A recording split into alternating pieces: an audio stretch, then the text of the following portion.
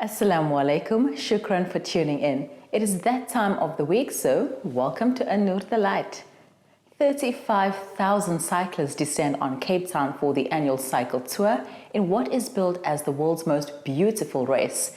We got to catch up with Abbas Harris, for whom cycling is not just a sport, but also a way of giving back to the community.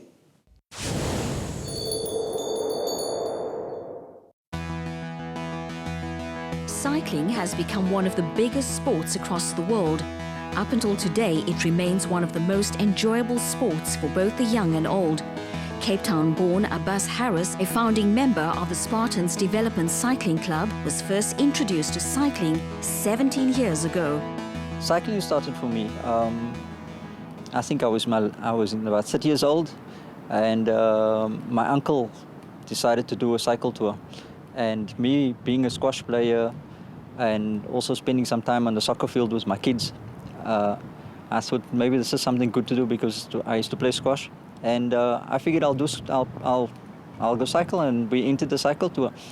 And lo and behold, I used to cycle around the block with my two kids, one in the basket in front and the other one at the back, Hanif and Ibrahim. And that was my training. I've never gone up a hill in my life. And eventually when it came to race day before, I thought I'll buy me a light bike, and then I got myself a set of cleats, fell twice in front of my other son, and then went to do the August. Abbas is known as one of the most dynamic individuals in the cycling fraternity. He is one of 3 Muslims to be nominated for the Pedal Power Association in South Africa since the organization's establishment 20 years ago. The opportunity to be part of this structure that I've been a member of for all these years is phenomenal. So the opportunity is not just to help the kids that we know. We can spread our horizons. We can actually go help so much more. And it's not just about my vision. It's about the Pedal Power's vision. You know, how can we enable ourselves to actually spread more of what the Pedal Power is trying to do? Yes, there are challenges, but it's definitely something that we look forward to doing. Abbas's daily schedule allows him extra time spent with youth in the community. To add, this 45-year-old is not only a dynamic cycler, but also a devoted soccer coach. Not only does he train these eager youth, but he also raises funds to purchase bikes and soccer equipment in order for them to compete in various tournaments. Greenhaven Spurs started about 6 years ago. They were formed in the area of Greenhaven, which is next to Surrey Estate, for all the kids, to keep them off the streets. When the club was formed at that particular point in time, it was to get kids from Mannenberg, Heideveld, Hanover Park, all the surrounding areas, Guguletu. We've got Spindred High School on board, and also we've got Belmore Primary on board as well. So hopefully the senior kids from Belmore Primary, but more so from the high school. And there may be 1 or 2 other high schools that we're also going to bring on board. So there are challenges, obviously, because they don't pay fees. There's no registration fees. They always need transport. How do they get to and from the games? But, you know, at the end of the day, it's very rewarding. A major influence for Abbas has always been his uncle, an active cycler in the mother city who has more than 70 years of cycling experience. This is where Abbas's true passion for cycling first started. I won't say I played a role in his Abbas developing into what he is at the moment, because he's also been very, very competitive. And of course, you know, when I got into cycling and he got involved in the cycling, he took it a step further. And because he's got young boys, he got involved with soccer. And then he needed to do something more. He got involved with coaching. He took up coaching courses, and he's involved with coaching the kids at the moment. And also I think PPA got involved in donating bicycles to some of the soccer kids, because his biggest problem he had was in off-season, when the kids, when they weren't playing soccer, they needed to do something else. And you know, in the townships, wherever, you know, where we have problems, kids go into the problems, and then we have bigger problems. So I think he's done a great job so far. Abbas continues his involvement in the community and sport industry, preparing youth from all over Cape Town for the biggest cycling tournament taking place in 2017, continuing to be an encouraging figure for all who enjoy this environmentally friendly and peaceful sport.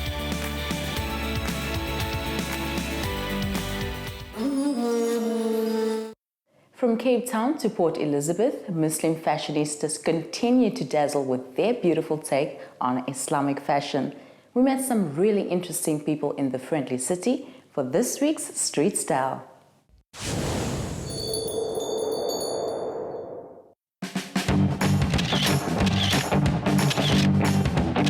Style for me is modesty, fashion, and for me, my generation, I look at casual, comfort, young, bright and bold, and style for me is not going with what everybody has, but being unique.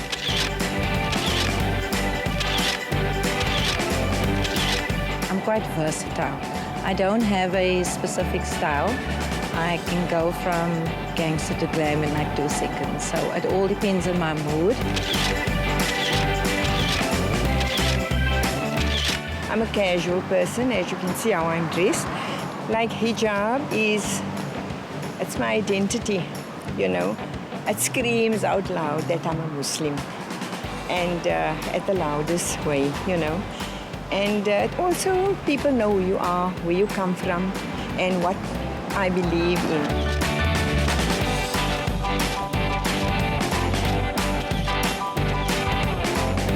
Do hijab styling. My scarfing style is my favorite that I choose from, and then I work my outfit from there. I have a chiffon flown twisted front cover to a long retro straight cut dress with Lumo yellow, which complements my front piece and my earrings. And it's the way you feel. It's the brightness, it's the color of the day. This I actually put together yesterday. I put it together in my mind. It was items that I had in my wardrobe. And then I thought I was going to go for neutrals.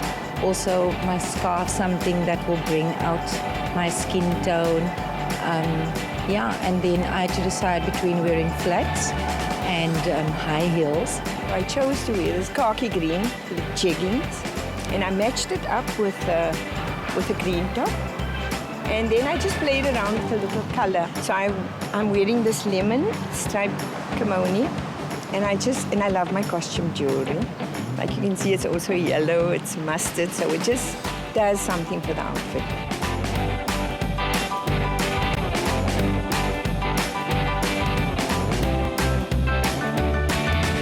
I love being covered up. It's sophisticated, it's stylish, it's elegant. I like to look good, not just for my husband, but for myself, you know, as a woman. I feel it's important. I believe that you can be modest and glamorous without walking around like, you know, bearing it all.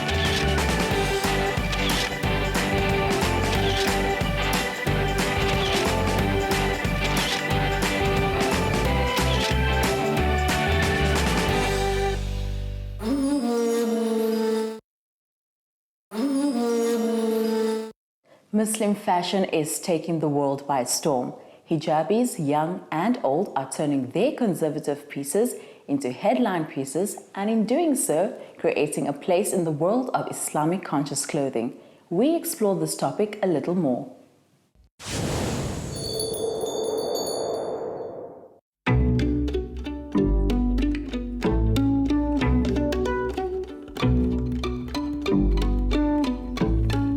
Hijab plays a huge role in the lives of Muslim women across the world.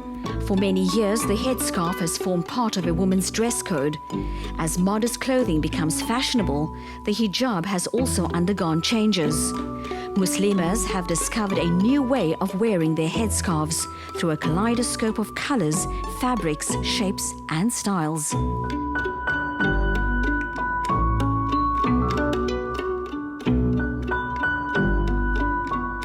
It is a huge transformation that's happening with hijab. The common black abaya is now being changed with various styles. It's various colors. Colors are being introduced. Your common hijab scarf has been changed with different fabrics coming into play. Yeah, so it's taken the world by storm. More women are relating to it. They're coming out there. They're expressing themselves more because of the hijab. Well, showing that they can be in hijab and still can do what every other woman can do. There's a lot of scarf styling going along. It's a trend right now. People are pinning their scarves differently. Right now, the trend is the turban. Everybody's going turban crazy, so everybody wants a turban on their head. So, yeah, there's different trends now. It's not no more the old burqa that you just throw on. The Quran strongly emphasizes the belief of modesty for females. In chapter 24, known as An Nur, Allah commands Prophet Muhammad as follows: "Say to the believing women that they should cast down their glances and guard their private parts." This verse clearly indicates that Allah has made hijab as an expression of chastity and modesty. We are women, we all love fashion. All women like to look beautiful, like to feel good about themselves. And with the fashion, it's just, I think the market has just grown and more women are dressing modestly now. So that's where the fashion comes in. And the scarves as well, like diamante scarves, different trends, different fabrics that come into play. So you don't need to wear just the plain black abaya. I donned my hijab 7 years ago. It was purely a choice that came from within. My parents were on Hajj at the time, and then hearing the dua in Arafah, that's when it knocked me that I needed to, that it just came. I just woke up the one morning and put it on, and it's been 7 years and I haven't taken it off. The scarf is an essential part of hijab, and women across the world are finding new ways to wear it. South African Muslimas aren't being left behind, and one could consider them to be trendsetters as well. For many women, wearing hijab goes beyond a religious statement and rather entrenches their own personal beliefs around the topic. Well, initially I got a lot of eyes, as you know, living in a multicultural society. People think that women are actually oppressed when they wear the scarf. I think that that is a very big misconception as such, because a scarf is a beautiful thing, and I thought if I wear it proudly and I'm proud of the type of person I am, I just felt that if I'm confident about the person that I am, then everybody else will feel that confidence in me and they will understand the person I am. So I don't have to actually go out there and prove myself as such. In keeping with the latest trends, Islamic fashion shows for women has now become more prevalent in order to target the modern Muslim woman. In today's ever-evolving world of multimedia, young Muslim women have taken to easy-to-find hijab tutorials online, published by various Muslim bloggers. Yasmin Kota is one such person and has even started a successful online magazine sharing tips on scarf styling, amongst other articles.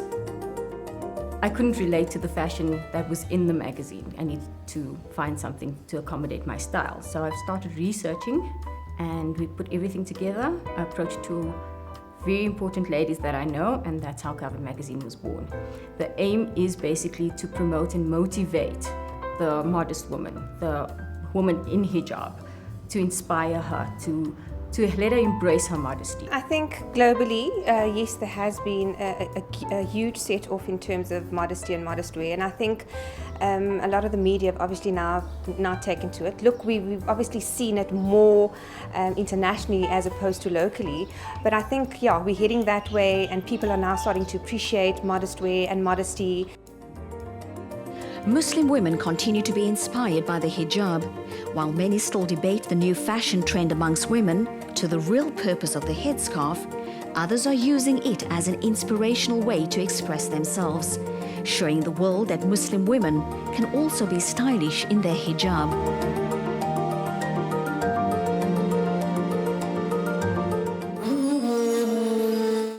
As a Muslim woman who likes to keep on trend, it's really heartwarming to see my brothers and sisters' take on this topic.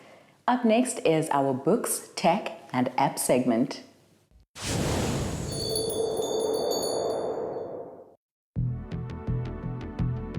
The late South African-born Sheikh Abdurrahim Hassan Sali authored the book on Tajweed, which provides one with an accurate guide on the practices and rules of Tajweed. Recitation is an important part of respecting and celebrating the word of Allah as contained in the Holy Quran. The book provides Arabic alphabet letters and pronunciation with an easy illustration for better understanding for those wanting to improve their recitation and knowledge of the Holy Book. Learn your Tajweed from an esteemed and learned scholar of Islam. The book on Tajweed certainly is a book every Muslim should own. Our latest technology comes in the form of a smart umbrella, or better known as the solar-powered Hajj umbrella. The contraption is an umbrella that uses solar power to power different features, such as a flashlight, fan, charging ports, and USB connections, all to meet your needs during the holy pilgrimage.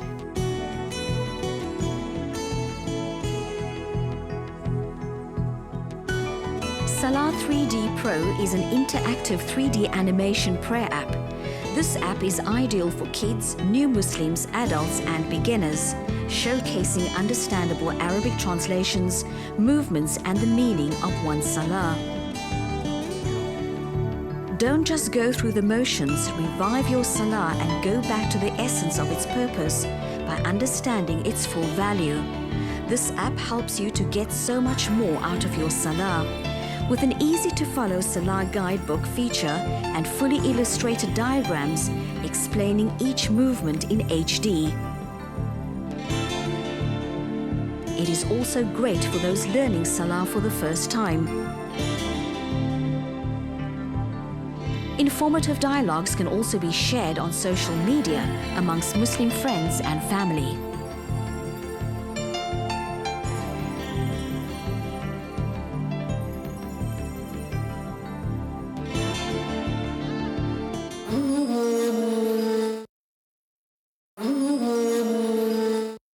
We're always looking to hear from you, so please do send us a mail or message via social media to share your views about the show. Lemise Dutoy is back with some mouth-watering yet simple recipes. Let's go make some homemade gourmet burgers.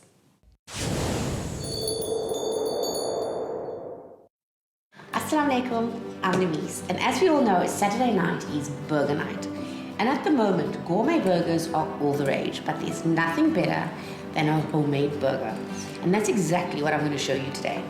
So the ingredients that we need for my homemade burgers are the following. I've got a kilo of steak mince, so that means lean mince, very little fat. I've got 2 medium-sized eggs, and that's for the binding. I've got a whole onion, 1.5 onions, medium size, that I've chopped. I've got salt to taste, and that's for seasoning. I've got coriander seeds that I've literally crushed rather roughly, because I like to get that crunch in my burger. I've got 2 tablespoons of crushed garlic, and then I've got a homemade chili chutney, and then I've just got some oil for frying. So we're going to start off by putting my steak mince, which is quite coarsely ground. I'm going to add my eggs for binding, and I crack my eggs straight into the mix. I don't bother to mix them up first. And then my spices. So that's your salt, your coriander seeds, and that's about a tablespoon of whole coriander seeds, your garlic, and then chili chutney. And last but not least, your onions, followed by the best set of tools we'll ever been given, and that's our hands. And now your mix.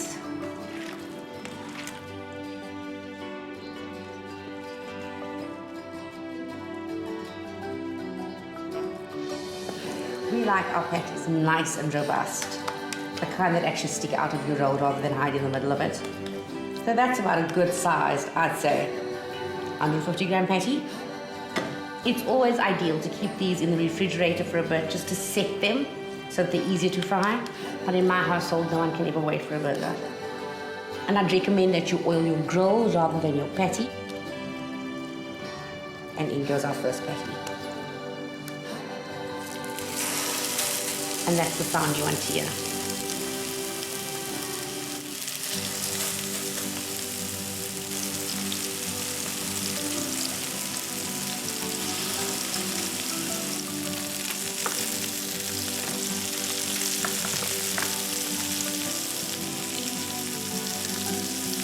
now.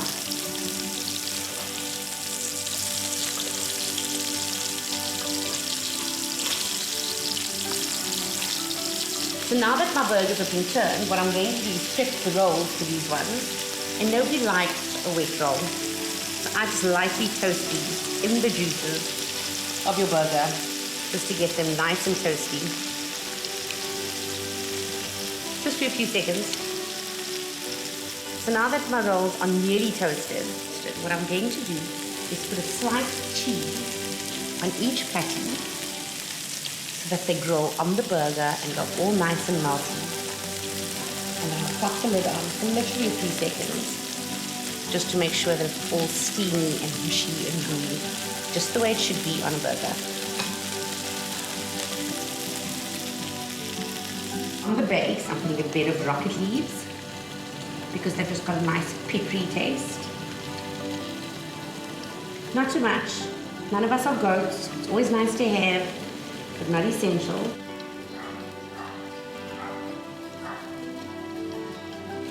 And then you'll see my cheese is melted, and that's exactly the way to do it. Onto the burgers they go.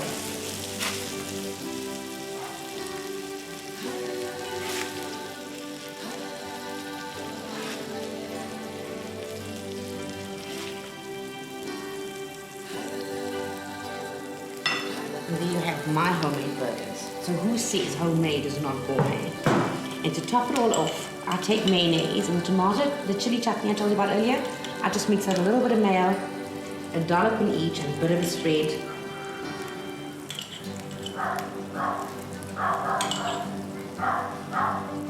And I promise they're going to be delish. So until next time, I've got boys to feed. Assalamu alaikum.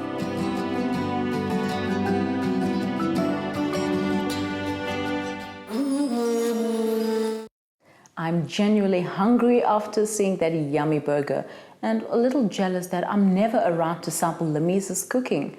Recipe details will be available on Facebook within the next few days, so keep a lookout for it. I've had a lovely time with you this week, but it's time to say goodbye. From me, Mara Mukwanda, Salang Hantle, Assalamu alaikum.